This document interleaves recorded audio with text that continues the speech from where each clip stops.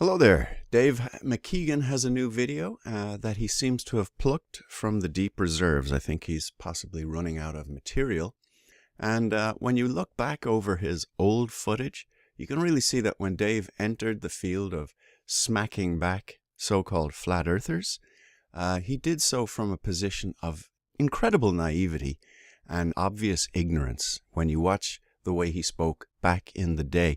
Now, to this day, in my opinion, Dave still has very poor understanding of things like the way lenses work, which is bizarre because the guy's supposedly a lens expert. So getting things as wrong as he does just baffles me and perhaps embarrasses him, but few people can actually detect that they're being deceived. They just love somebody like Dave. They see him as a top shelf expert. I don't know why, but let's let Dave speak here for a minute, and then we'll take a look at the photograph he wants to discuss in today's video.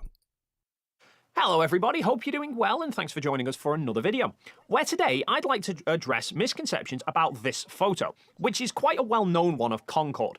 Well, just because you're calling them misconceptions, Dave, maybe it's you that's misconceiving, but we'll continue.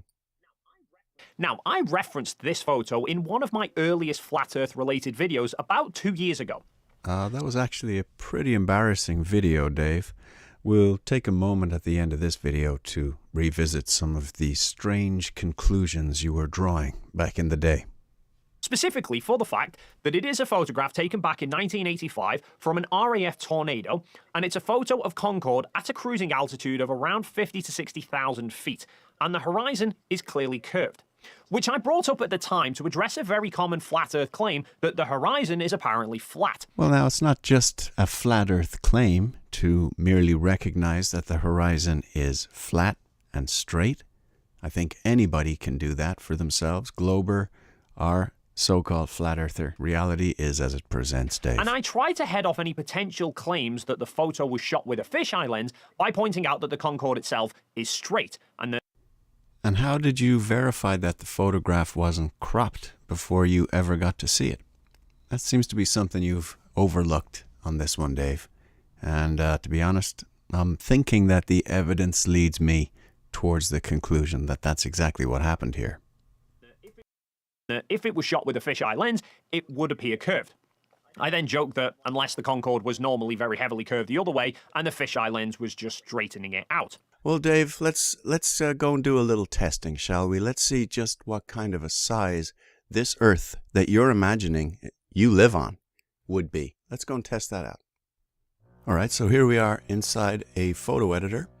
And as you can see, I darkened down the photograph so that we could get clarity with the contrast lighting there, so we could see basically where the curvature is. And then I created a curve to match Dave's imaginary ball Earth. So let's fade this out just so you can see how carefully that's been aligned. I think it's a pretty good match. It's not perfect, but it's not that bad. Let's fade it out. You can see that we're definitely in the ballpark with this radial match.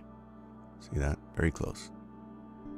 There's obviously more distortion over this side from the lens, but we're still pretty good. That's a decent match. So Dave, let's take a look at the size of the Earth, considering, in your opinion, that this is true representation. You said there's no lens interference, and you spent 12 minutes making it very clear that we couldn't possibly be seeing any kind of interference from the lenses. So let's zoom back and start seeing just how big the Earth, or small the Earth would be.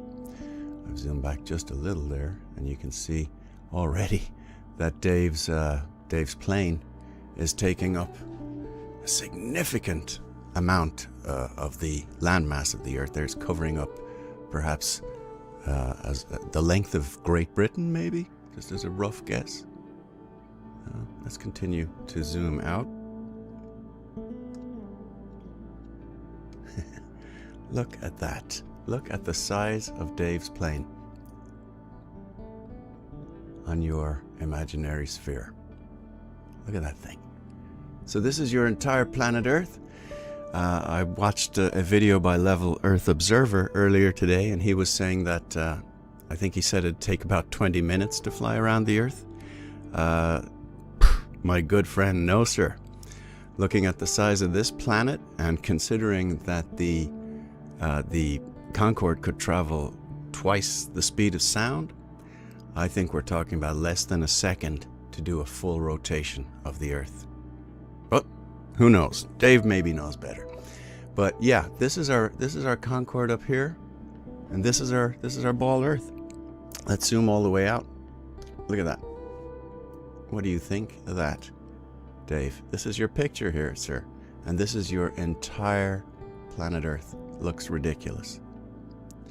So there's a couple of other pictures included in Dave's video. Let's zoom in a little more. Again, drag it down, and I will bring those pictures in too, so we can take a look at other images that Dave in his video found to be absolutely convincing evidence that the Earth is curved. This was the one he mentioned, shot by some guy's 70s father's lens from the 70s. Preposterous, an enormous amount of the Earth being taken up there. And then he also showed us this one from another plane. And again, you know, we're just seeing too far. This is outrageous to think that we're on a planet so tiny. While I was at it, I went ahead and threw on this one from the ISS. Also seems kind of ridiculous to me. I think we're seeing too much Earth. And one more for you. This is what I had to do with the recent Polaris Dawn mission. Let's reduce the levels on this one so we can just see if let's just fade it out, see if I got a good match on the radius there. You can see that I got a decent match, but there's something going on over here. It's flaring up here, dipping in here. It's really not possible to turn a shape that isn't radial into a radial curve. This is ridiculous. You might say there's some kind of lens distortion. We're out in space, but I'm not buying it. Not at all. That just looks absolutely terrible. This was the Polaris Dawn SpaceX mission. So, one thing that Globers seem to know and love is that any curvature is valid curvature on their imaginary space ball. So before we go, let's go back in time to Dave's previous video that he referenced earlier on. It's called Flat Earth Argument That Disproves Flat Earth Theory. I'm just going to let Dave embarrass himself here. This was back in the early days when he was trying to talk about how perspective works on a flat Earth. Now really, he just shows incredible ignorance here, and it's kind of embarrassing. So let's go back and check this out. There's another well-known photograph that was taken by a RAF Tornado pilot of Concorde at 70,000 feet. And you can clearly see the curvature to the horizon, and the horizon's in the middle of the frame. And Concorde's below the center line, and it's straight.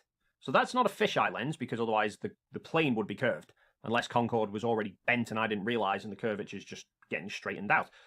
And it can't be the canopy for the same reason. The plane, Concorde, looks perfectly flat. So the horizon is curved. But even if you're a flat earther and you ignore all that anyway, the very fact that flat earthers are trying to argue that there is no visible curvature anyway is ludicrous. Ludicrous for the fact that it disproves their own argument.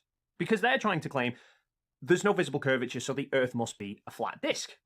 Except, for example, here I have a pizza tray. Now, I think we can all agree, regardless of flat earther or not, I think we can all agree that that is not a sphere, okay? That is a flat disk. And yet, so if we imagine that this is the flat disk of an Earth, and I put the camera above the center of it so that you now appear to be a weather balloon floating above it. This is again Dave trying to understand scale. See, I just showed you earlier, he thinks he lives on a ball a little bigger than a basketball. Meanwhile, he thinks you can see from the middle of a flat Earth all the way to Antarctica. And that's where your horizon is. It's always going to be formed by Antarctica, according to Dave. back here in the early days of his investigations. Let's continue and let him speak. That is not a flat horizon. That is curved. If you go and stand in a football field, if you go and stand in the middle of a football pitch in the centre circle, that is a flat circle that you are standing in the middle of. It's curved. If this was the size of the Antarctic ice wall back here, and you were viewing from here, you wouldn't see any further than there. This is the range of your vision on this flat Earth. That's it. Because your eyes can only perceive so far before the horizon forms. It's an optical phenomenon. There's no way you're going to be looking at Antarctica. Of course, I'm just explaining this for Globers because most, I think, intelligent people understand this basic stuff. You can't draw a straight line from it because it's a circle, which means that the only way to have a straight line horizon is with a straight lined edge, which would then mean that the Earth would have to be a square, not a circle, except you would then have great big corners sticking. I just wanted to let him get to his square analogy there. That's enough. Go check that video out, and if you want, you can also view a response video that I did about a year ago to try and cover some of this incredible thinking from Dave. That's it for today, and I will talk to you again shortly.